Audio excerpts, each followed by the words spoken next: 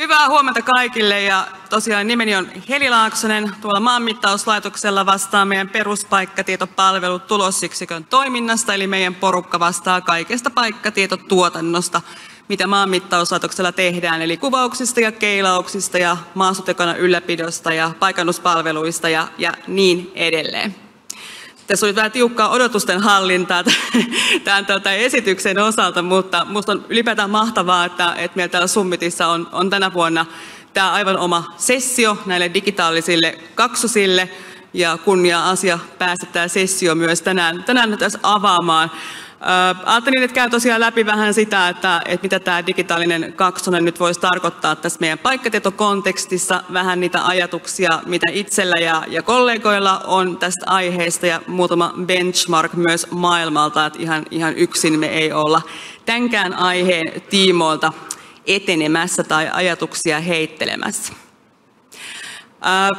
Kun mä tein tätä esitystä, niin mä lähdin miettimään, tässä edeltävässä esityksessäkin tuli ilmi se, että digitaalinen kaksonen tai digital twin on vähän tämmöinen buzzword, eli hypesana. Mä lähdin kaivamaan sitä, että missä tämä kaikki mallintaminen ja digitaalinen kaksonen oikein on niin kuin lähtöisin. Ja useammasta lähteestä käy ilmi, että näkemys on siitä, että itse asiassa NASA on 60-luvulla lähtenyt Apollo 13 tunnetusti vähän epäonnistuneen lennon jälkeen niin tekemään mallia siitä avaruusaluksesta. Toki se malli on silloin ollut jotain muuta kuin mitä me nyt puhutaan digitaalisista kaksosista, mutta se idea siitä, että se fyysinen kohde on jollakin tavalla replikoitu ja on lähdetty tekemään analyysiä sitten sitä reaalimaailman kohteesta sen replikan avulla, niin on siis lähtöisin tuolta Apollo 13 ajoista. Ja itseä niin kuin yllätti se, että kun tosiaan se digitaalinen kaksonen, digital twin, on vähän semmoinen hypesana, mutta kun musta se on jotenkin aika vakiintunut hypesana, niin kävi myös ilmi, että NASA on 2010 tämän digital twin-termin ilmeisestikin lanseerannut, ja siihen hän oli vähän yllättynyt, koska olisi voinut kuvitella, että se on nyt niin kuin pidempäänkin ollut keskuudessamme, mutta näin lähteet mulle kertoi. Mutta se, että jos se on lähtenyt tuolta avaruusteknologiasta, tämä mallintaminen ja digitaaliset kaksoset liikenteeseen terminä ja konseptina, niin varmaan osaltaan selittää sitä, että aika monelle meistä termistä digitaalinen kaksonen tulee varmaan mieleen joku kone tai tehdas ja sen replika. Eli tuolla niin kuin perinteisen teollisuuden puolella tämä digitaalisen kaksosen hyödyntäminen onkin jo tavallaan aika pitkällä suhteessa ehkä joihinkin muihin aloihin. Ja toki digitaalista kaksosta tätä termiä ja konseptia on sitten lähtenyt laajentumaan moneen paikkaan, ja tuossa syksyllä bongasin Tekniikka- ja talouslehdestä esimerkiksi tällaisen esimerkin siitä, että miten digikaksosta voidaan tuolla terveysteknologian puolella hyödyntää. Ja kun kävin viime kuussa, nyt tulee ilmainen mainos Amos Rexille, katsomassa taidenäyttelyn, niin en voinut olla lisäämättä sitä, että itse asiassa digitaalinen kaksonen tai digitaalinen malli niin voi toimia näemmä myös taiteen tekemisen lähtökohtana. Eli tämä termi on siis laajalti käytössä.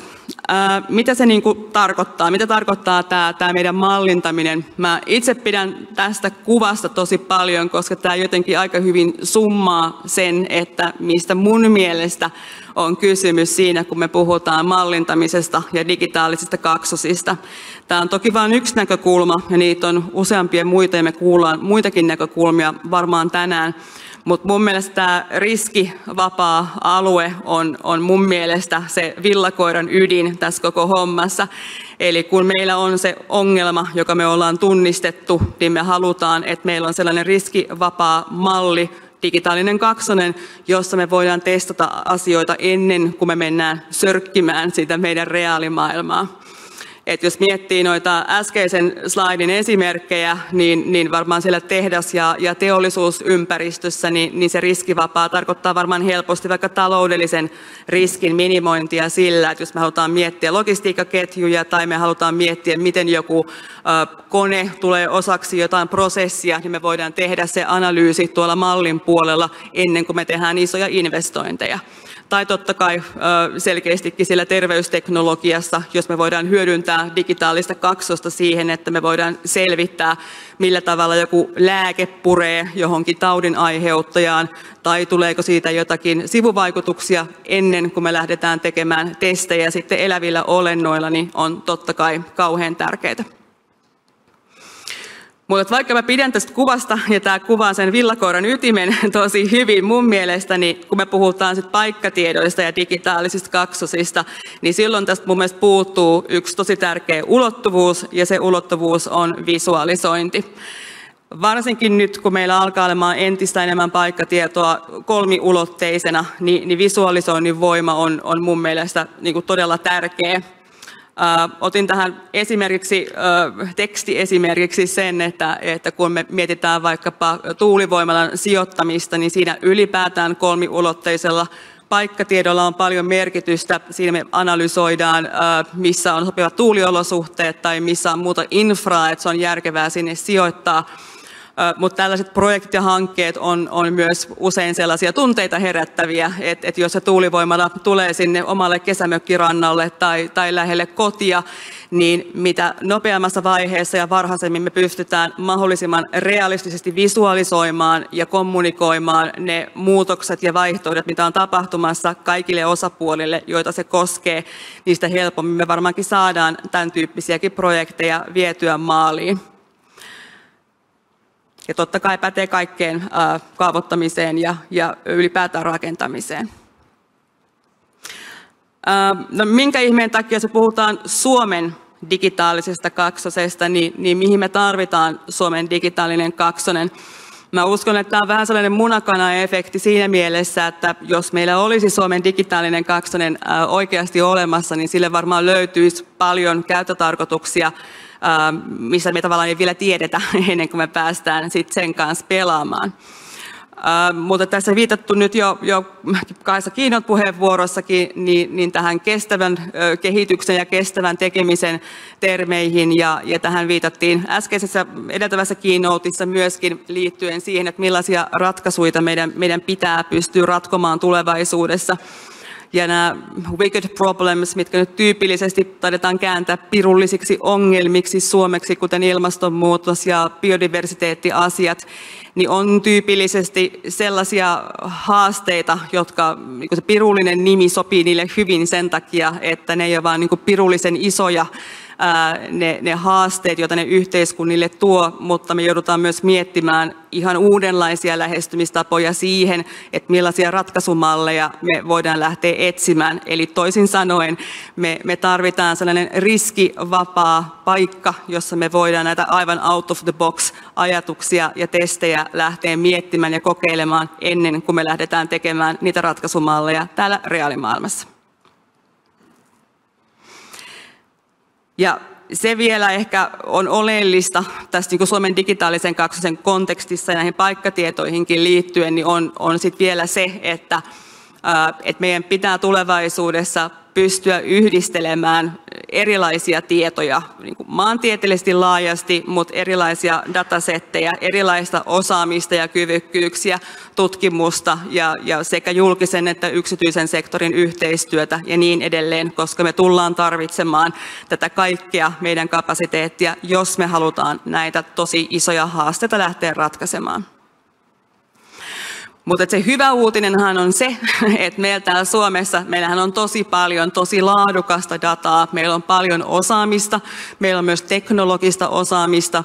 Tähänkin viitattiin keynoteissakin, että kun meillä on niin kuin tosi paljon dataa ja me halutaan paljon dataa käyttää yhdessä, niin me tarvitaan uusia teknologioita sitä dataa kräkkäämään, varmaan tekoälyratkaisua ja muuta. Mutta se edellyttää myös sen, että meillä pitää olla esimerkiksi laskentatehoja käytössä yksinkertaisesti. Me saadaan data pyörimään, ne laskennat pyörimään. Ja meillähän Suomessa tämä on niinku hyvin hanskassa, mikä tietysti ei ole välttämättä ihan niin itsestäänselvyys koko muussa maailmassa. Poimin tähän nyt ihan vaan tätä meidän Geoforum Summitin nyt ohjelmaa esimerkkinä siitä, että mitä meillä tässä sessiossa tulee tänään esille näitä erilaisia digitaalisia kaksosia, eli meillä on jo paljon meneillään, ja toi viimeinen oikealla oleva ohjelmapätkä niin on tuota naapurisessiosta, jossa taas on esimerkkejä siitä, kuinka me jo niitä pirullisten ongelmien, ainakin osa ongelmia, ollaan jo ratkomassa myöskin meidän datojen avulla ansiokkaasti.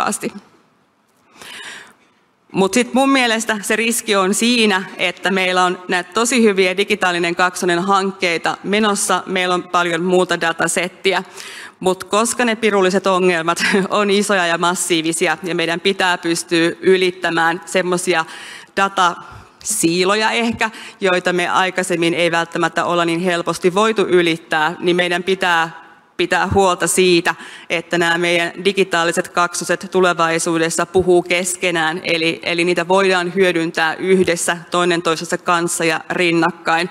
Eli meillä pitää olla se yhteentoimivuus siellä pohjalla, jotta meillä ei ole irrallisia digitaalisia kaksosia, vaan nämä meidän hienot digitaalinen kaksoshankkeet, mistä me tänään kuullaan, pystyy muodostamaan sen Suomen digitaalisen kaksosen. Päivi Nerg eilen puhui täällä tuosta digikompassista ja tiedän, että kollegat ja ehkä moni teistäkin on ollut työstämässä digitaalinen kaksonen Suomi-dokumenttia, paperia, jota tehtiin silloin, kun digikompassia on kirjoitettu. Ja yhtenä tavoitteena varmaan oli saada se digitaalinen kaksonen sinne digikompassiin mukaan. Se ei sillä terminä ole, mutta paljonhan tuolla digikompassissa puhutaan siitä, mistä me täällä puhutaan myös monissa sessioissa, mistä minä tässä puhun, eli tästä tietojen yhteentoimivuudesta ja sen tärkeydestä, että ne ratkaisut on kestäviä sen yhteentoimivuuden näkökulmasta nyt ja sitten myös tulevaisuudessa. Ja se, että me puhutaan tietojen yhteentoimivuudesta, niin sehän ei täällä meidän paikkatietosektorilla todellakaan ole millään tavalla ihan uusi juttu. Me ollaan puhuttu tästä aika pitkään. Ja jos miettii, että herra Struve on jo parisataa vuotta sitten lähtenyt kolmiomittaamaan meille selkärankaa, jonka perusteella me ollaan voitu tutkia meidän maapallon ilmiöitä, niin se selkäranka tänä päivänä helposti on muun tyyppiset paikkatieto- ja paikannusaineistot, kuten vaikka tämmöisiä kansallisia aineistosettejä, niin kuin meidän kuvaus- ja keilausohjelmien datat tai DigiRoad tai sitten vaikka maastotietokanta ja niin edelleen. Ja kun me mietitään sitä, että meidän pitäisi saada se yhteen toimiva Suomen digitaalinen kaksonen rakennettua niistä olemassa olevista dataseteistä, digikaksosista ja palveluista, niin tärkeä työkalu on se, että me tiedetään, että paikkatiedolla on kyky toimia referenssinä. Paikkatieto pystyy yhdistämään tietoa, sijaintitietoja keskenään, mutta myös olosuhdetietoja, tilastotietoja ja niin edelleen. Olisi tärkeää, että me hyödynnettäisiin tämän Suomen digitaalisen kaksosen rakentamisessa niitä olemassa olevia kattavia paikkatietoja, joita meillä on tarjolla. Mutta ne ei tokikaan ole se ainut lähtökohta, vaan me tullaan tarvitsemaan myös yhteinen tahtotila, standardeja, suosituksia ja niistä yhdessä sopimista, jotta me saadaan se Suomen digitaalinen kaksonen rakennettua. Me ei tosiaan olla Suomessa ihan yksin näiden ajatusten kanssa siitä, että mikä tällainen ikään kuin kansallinen digitaalinen kaksonen voisi olla. Me päästiin kollegojen kanssa tutustumaan Ranskan aika kunnianhimoiseenkin digitaalinen kaksonen hankkeeseen muutama viikko sitten. Heillä on tavoitteena saada koko Ranskan kattava digitaalinen kaksonen vuoteen 2027 mennessä tehtyä.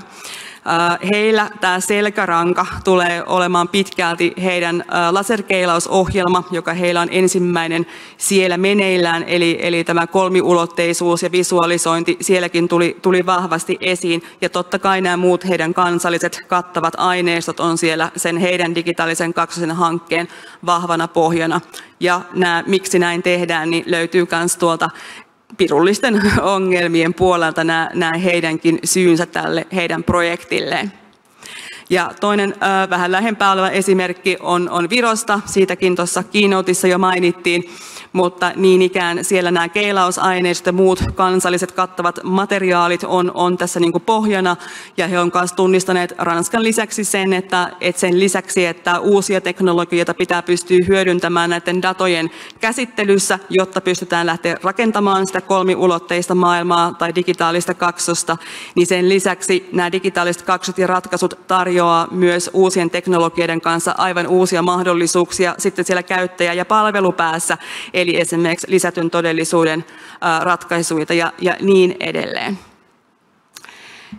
Eli ihan lopuksi siis vielä se, että mitä halusin tässä tänään tämän session aluksi sanoa on se, että Suomen digitaalinen kaksonen, se on sellainen, mitä me ei voida lähteä rakentamaan nollasta tyhjästä, vaan sen tulee koostua niistä hienoista datoista ja digitaalinen kaksonen konsepteista, mitä me tänäänkin kuullaan, mitä on jo rakenteilla palveluihin ja dataan, joka meillä on jo olemassa.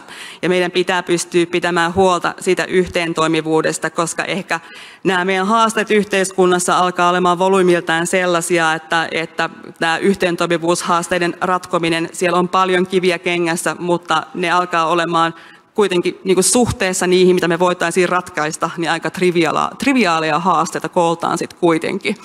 Me tarvitaan se digitaalinen kaksonen, jotta me pystyttäisiin tekemään se riskivapaa testialue, jotta me saadaan sinne päätöksenteon tueksi oikeasti mahdollisimman ajantasaista ja hyvää dataa. Me tarvitaan sitä myöskin tuonne meidän yhteiskunnallisen keskustelun tueksi niiden päätösten lisäksi. Ja se, että me voidaan hyödyntää työkaluina niitä meidän kansallisia kattavia aineistoja, me tarvitaan niitä standardeja, suosituksia ja yhteistä sopimista ja keskustelua, ja me tarvitaan siihen joku areena, missä me sitä keskustelua käydään, ja mielestäni Geoforum voisi hyvinkin toimia tällaisena areenana, missä tämä keskustelu siitä, millainen, miksi ja miten me tehdään tämä Suomen digitaalinen kaksonen. Kiitos.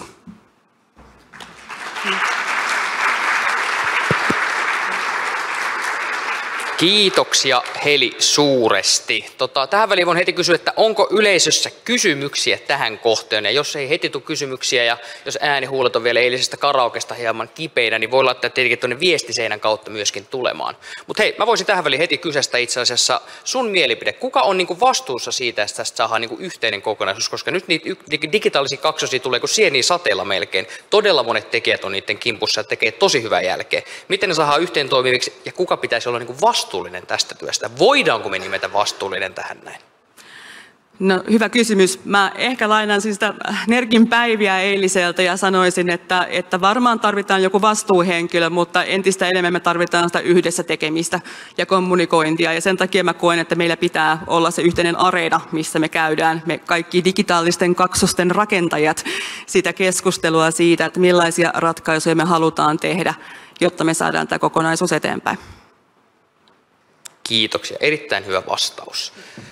Jos asiasta tulee vielä kysymyksiä, Helin löytää tuolta standelmistä varmaan jostain päin ja täältäkin. Ja kysymyksiä saa esittää hänelle myös jälkijunasta sitten. Kiitoksia vielä aplodit Helille tästä puheenvuorosta. Jonka jälkeen päästään seuraavaan kohtaan. Meillä olisi Matti tulossa kertomaan tästä asiasta vähän eri aspektista. Matti, esittele itsesi ja sen jälkeen pääset sitten kertomaan oikein syväluotsaavasti tästä kypsyysmallista liittyen digitaalisiin kaksosiin. The stage is yours. Noniin, kiitoksia vaan. Valitsin tämmöisen käsimikrofonin ja nyt kun kävelen tänne lavalle, niin iso sali, paljon porukkaa ja käsi tärisee, niin jos teen näin, niin se johtuu vaan siitä, että koitan pitää äänen tasaisena. Matti Pesu, Väylävirastosta päivää.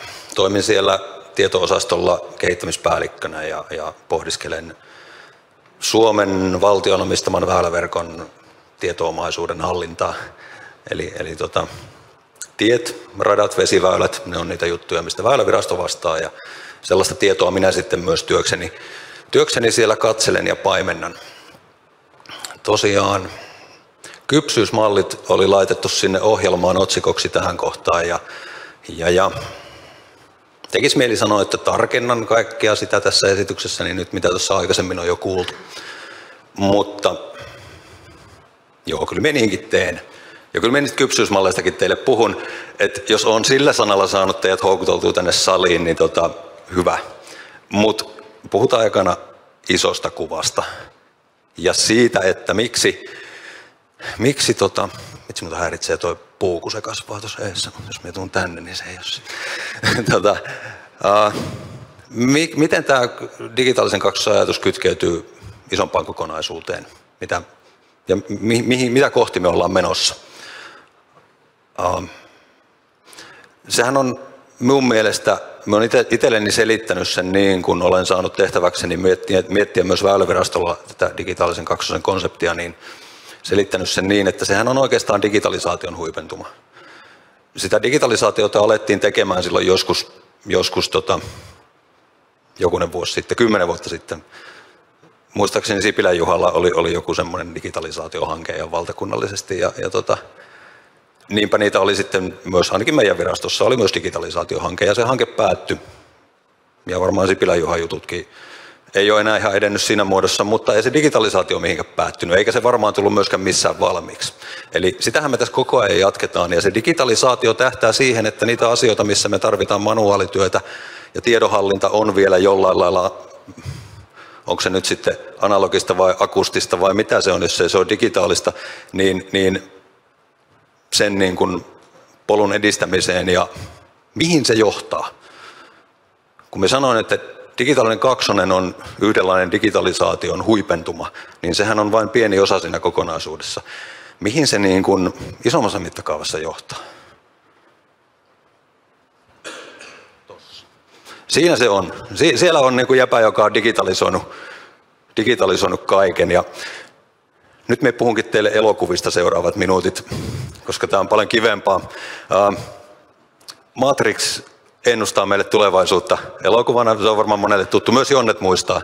Jonnet on myös joutunut näkemään tämän leffan. Ja siellähän on aika karu tulevaisuuden kuva siitä, että mihin digitalisaatio johtaa. Kone on oikeastaan voittanut, tekoäly on vienyt voiton ja vastarinta elää, toivoa on.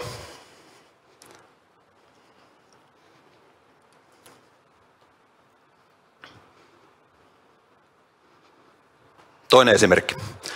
T2, kone on vienyt voiton, vastarinta elää, toivoa on.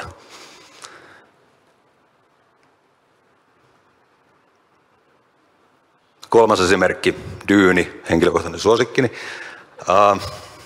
Taistelu on käyty, ihminen on voittanut, toivoa on. Mutta tuollakin tarinassa taustalla on se, että on pitänyt nitistää se kone, koska se on ottanut liikaa valtaa. Ja sitten jos mennään vähän nopeammin, näitähän nimittäin riittää. Avaruusseikkailu 2 tonni ykönen, koneen kanssa käydään kamppailu, tekoäly meinaa siinä kampittaa, mutta lopussa toivo elää. No sitten digitalisaatioon liittyen Wall-E. Toi pulskakaveri tuossa keskellä on nauliintunut tuohon tuoliin, koska se on niin hyvin digitalisoinut kaikki duuninsa. Ja tuossa dystopiassahan me jo eletään. Meillä on aika iso kansanterveydellinen ongelma tässä yhteiskunnassa sen takia, että me vaan istutaan liikaa ja kulutetaan viihdettä. Ja tehdään myös työmme istualtaan. Eli tuossa suhteessa me ollaan jo, toi kuvaa jo meidän elämäämme. iRobot, taistelua käydään, Will Smith pelastaa maailman jälleen kerran. Ja viimeisenä sitten tuommoinen kuin Upgrade, missä kone ottaa miehestä vallan. Eli jos me populaarikulttuurista ammennetaan se maali tähän meidän digitalisaatiokehitykseen, niin ei hyvältä näytä, täytyy sanoa. Mutta onneksi se on fiktiota ja onneksi meillä on myös niin kuin tosielämässä tutkintalinjoja siihen. Ja koska tätä keskustelua käydään tekoäly ympärillä, niin löytyy myös tämmöinen otsikko. Ei pidä nojata dystooppiseen vainoharhaan, mutta sääntelyä tarvitaan, ettei sinne jouduttaisi. Ja hei, vähitellen edetään kohti sitä kypsyysmallia ja digitaalista kaksosta, koettakaa jaksaa.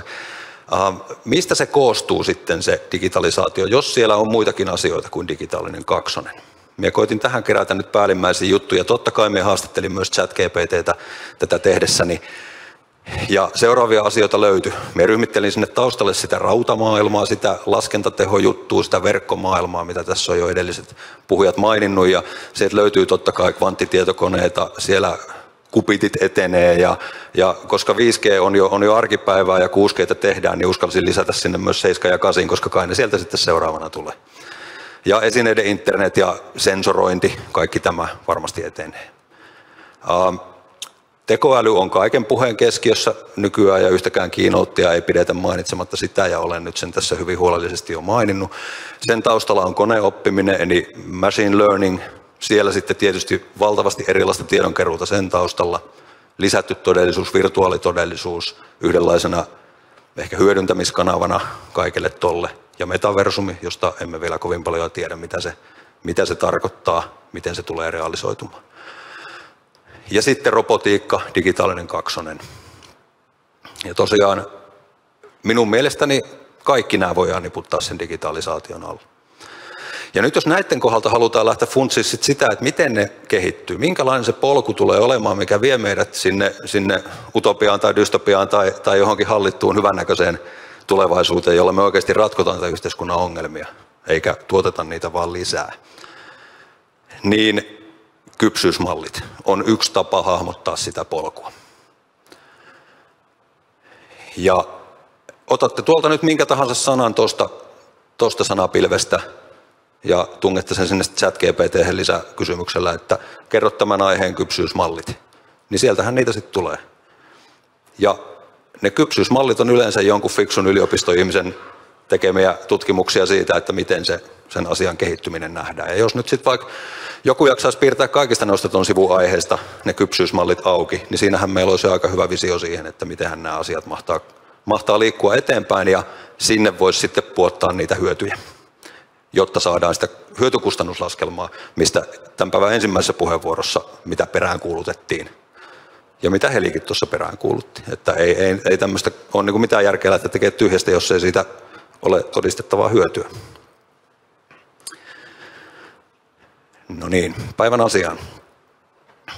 Erilaisia kypsyysnäkökulmia nyt sitten nimenomaan tämän digikaksosen kehittämiseen, niin niitä löytyi ja linkkiäkin näkyy siellä heille, ketkä haluavat asiaan syvemmin perehtyä. Me rullaan tässä nyt muutamat esimerkit läpi, minkälaisia ne kypsyysmallit esimerkiksi ovat.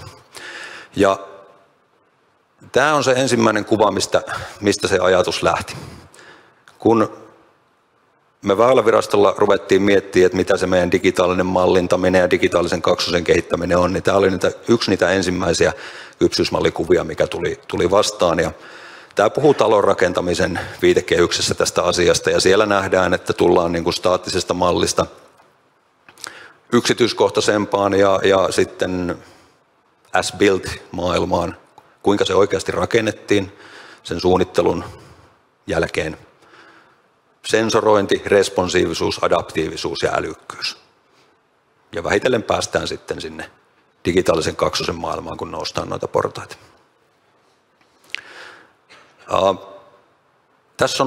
Tässä mallissa jo mukana niitä peruselementtejä, mitä näissä muissakin on, mutta sitten kun tonkin lisää, niin sieltä löytyy tosiaan erilaisia malleja.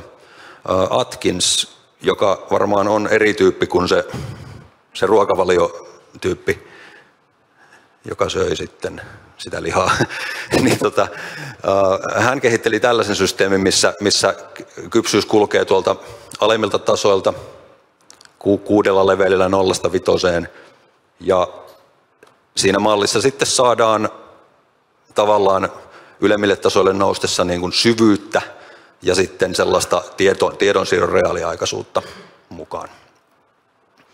Ja siellä puhutaan 4D- ja 5D-simulaatiosta muun muassa tuossa kakkostasolla, eli ajan ja kustannustason mallintamista myös. Raineri on pistänyt nuo levelit vähän eri lailla ja tunnistaa sieltä sitten myös tuon edellisen lisäksi tällaista ihmisvuorovaikutuksen syvyyttä ja tuotteen elinkaarimallia mukaan tuohon kypsyysasteikolle. Ja 8 dimensioa hänellä siinä. Tullaan eteenpäin, löydetään IDC-malli, International Data Corporation, ja heillä sitten taas tavallaan tämä yhteistyön kompleksisuus on se näkökulma, mikä vie eteenpäin kohti ylempiä tasoja. Ja sielläkin sitten huomataan muun muassa tuo Digital Twin Ecosystem, mikä liittyy Suomen tasolla siihen, että jos eri tahot tekee näitä digitaalisia kaksosiaan, niin jossain vaiheessa ne sitten alkaa yhdistyä ekosysteemiksi. Aidanin malli on hyvin simppeli. Se on itse asiassa vain kolmitasoinen ja se keskittyy ainoastaan siihen, että onko tiedonsiirto manuaalista vai automaattista. Digitaalisessa mallissa, eli se on jotain semmoista, mitä me nykypäivänä aika isosti tehdään, melkein kaikkialla. Niin sieltä fyysisestä kohteesta sinne digitaaliseen kohteeseen molempiin suuntiin tiedonsiirto on manuaalista. Digitaalinen varjo on sitten sellainen, missä fyysisestä digitaaliseen ollaan saatu jo automatisoitua, mutta toiseen suuntaan mennään vielä manuaalisella. Ja digitaalisen kaksosen käsite tässä mallissa edellyttää sitä, että molemmat suunnat ovat automatisoituja. Ja nyt tästä sitten pallo kaikille, ketkä digitaalista kaksosta kehitätte. Uskotteko pystyvänne tähän? Me itse näen tämän todella suurena haasteena. Jos sieltä halutaan kaikki manuaalityö kytkeä sieltä tietovirrasta pois, kun tieto liikkuu, niin meillä on aika paljon tunnistettavaa, dokumentoitavaa ja kehitettävää sillä saralla. Ja siellä ei sitten nämä desktop-KISS-välineillä, kuulkaas, kliksutella. Se on meille monelle kipeä paikka, koska niitä me on totuttu käyttämään.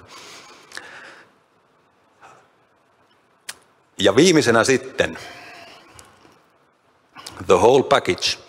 IoT Analytics, jota muuten kanssa googlettelin tuossa ja selvisi, että jos haluaa sitä artikkelin ostaa, niin silloin olisi ollut joku 5 000 euroa hintaa. Eli siellä myydään niin kuin voimakkaasti arvoa niille, ketkä arvoa haluavat. Mutta onneksi tämä kuva löytyi ilman luottokorttia käyttöön. Heillä on kyllä hyvä malli. Siinä on 3 akselia. Siellä on hierarchical levels, eli tavallaan se mallinnettavan kohteen monimuotoisuus. Sitten siellä on most common uses, eli käyttötapauksen monimutkaisuus, ja sitten siellä on life cycle phases, eli sen kohteen elinkaaren vaihe. Ja jos poimii tästä mallista noita ykköstason juttuja, eli pieni kohde, pelkkä sen kohteen digitointi tai ehkä visualisointi, ja pelkkä suunnitteluvaiheen data siitä kohteesta, niin päästään semmoiseen hyvin alhaisen kypsyystason digitaaliseen kaksoseen. Ja sitten kun me monimutkaistetaan sitä kohdetta, eli noustaan tuossa hierarkisilla leveleillä ylöspäin ja tullaan sieltä ehkä sitten lopulta sinne prosessitasolle, organisaatiotasolle tai jopa organisaatioiden välisille tasoille, ja monimutkaistetaan sitä käyttötapausta, eli halutaan pystyä simuloimaan, orkestroimaan monimutkaista maailmaa tai jopa ennustamaan, niin siellä se kypsyys nousee. Ja sitten lopulta, kun päästään pois sieltä pelkästä suunnittelutietomaailmasta, tullaan käyttöönoton, operoinnin, ylläpidon maailmaan siellä tosielämän kohteessa ja saadaan sieltä sitä dataa myös sinne digitaaliseen kaksoseen, niin sitten meillä on aika kehittynyt kaksonen käsissämme.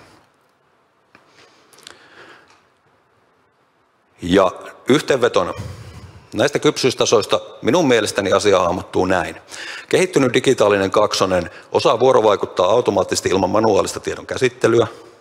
Se osaa ennustaa ja ohjata myös sitä fyysistä vastapuoliskoaan. Se kattaa kokonaisia prosesseja tai vieläkin isompia kokonaisuuksia ja se saa tietoa myös tosielämästä sieltä maastosta, ei vain suunnittelupöydältä. Jos halutaan vähän simppelimpää, niin sekin osaa sitten ennustaa. Digitaalisen kaksosen pitäisi pystyä ennustamaan ja sen pitäisi pystyä kytkeytyä siihen fyysiseen puoliskoonsa automaattisesti, mutta se saa olla kyllä myös ihan pieni se kohde. Se voi olla vaikka yksi hehkulamppu tai joku hyvin pieni asia tai laite, mitä me mallinnetaan, mutta jos se osaa vähän ennustaa ja tieto siirtyy automaattisesti, niin me voidaan ihan hyville mielin puhua digitaalista kaksosesta. Mutta jos se ei näitä osaa, eli se on vähän pöljempi, eli oikeastaan se, mitä me kutsutaan Väylävirastolla digitaaliseksi malliksi, niin silloin se kommunikoi manuaalivaiheita sisältävien tietovirtojen avulla ja mallintaa todellisuutta ehkä ihan komeastikin, mutta ei osaa ennustaa sitä. Ja olen saapunut päätepisteeseen ja kun alussa puhuttiin leffoista, niin puhutaan lopussakin leffoista. Ei ne kaikki ole dystopioita. Mikähän tämän nimi oli? Joku Big joku. Sorry. Big Hero. Joo. Siellä on tommonen kone, joka on vain hyvä. Ja ei käynyt pahaksi, vaikka sitä siihen kannustetaan ja koetellaan. Tähdätään tuohon. Kiitos.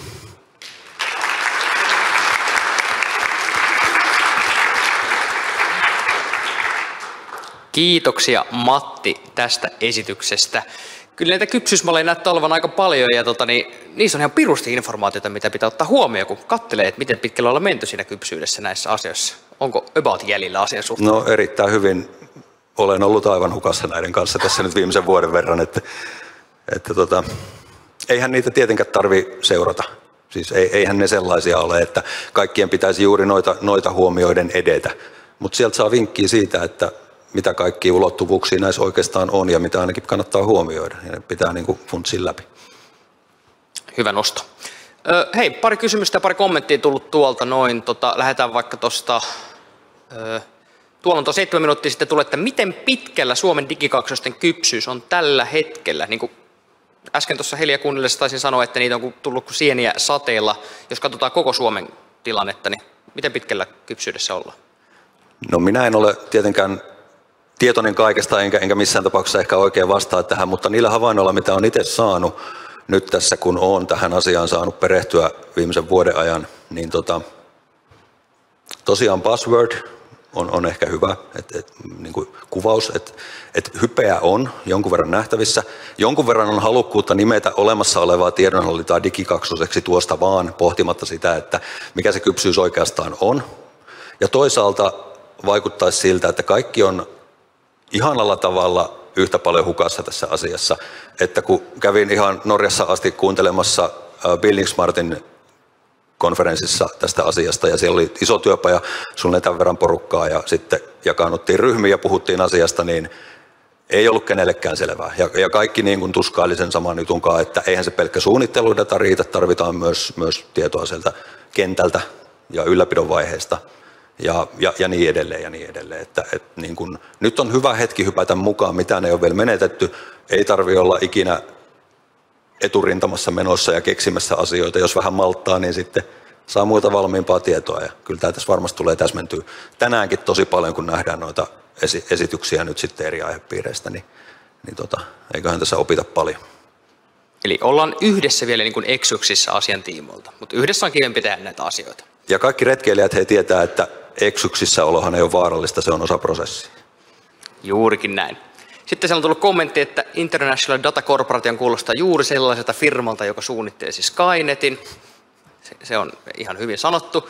Ja sitten siellä on vielä kysymys Heliltä tullut sieltä päin, että missä vaiheessa mielestäni pitäisi käydä laajaa yhteiskunnallista keskustelua eettisistä ja sosiaalisista kysymyksistä digikaksosiin liittyen. Usein nämä kysymykset nousevat pintaan vasta, kun tekniset ratkaisut ovat käytettäviä ja kohtaavat aidot käyttäjät, kuten on käynyt popularisoidun tekoälyn kanssa. Onko monipuolinen keskustelu mahdollista vielä tässä vaiheessa vai tulevaisuuden asia? Mitäs siihen sanot? Wow. Mun mielestä tämä kysymys pitäisi esittää tänään kaikille, ketkä tulee mille tahansa lavalle täällä, ja sitten voitaisiin vielä iltapäivästä ottaa yhteenveto siitä, että hyvä nosto ehdottomasti. Valmiita vastauksia ei olekaan, mutta niin kuin sanottu, tätä voisi kysyä ihan kaikilta melkein tänään. Tuleeko he yleisöstä vielä kysymyksiä, ja jos ei tule yleisöstä kysymyksiä, käykää haastamassa Mattia jälkikäteen tuolla, niin kuin hänet näette, nykäskää hihasta, hän varmaan vielä valottaa asiasta lisääkin tarvittaessa. Annetaan vielä aplodit Matille, kiitoksia suuresti tästä.